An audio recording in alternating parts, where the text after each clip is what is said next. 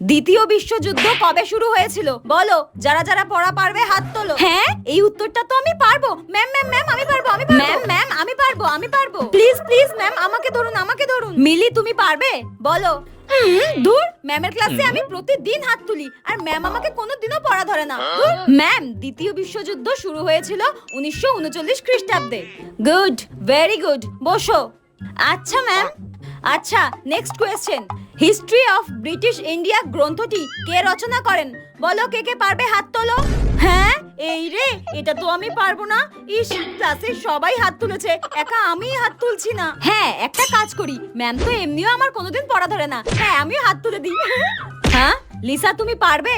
ঠিক আছে বলো। হ্যাঁ ম্যাম, আমি? হ্যাঁ, ক্লাসে তো তোমার নামই লিসা, তোমাকেই বলছি।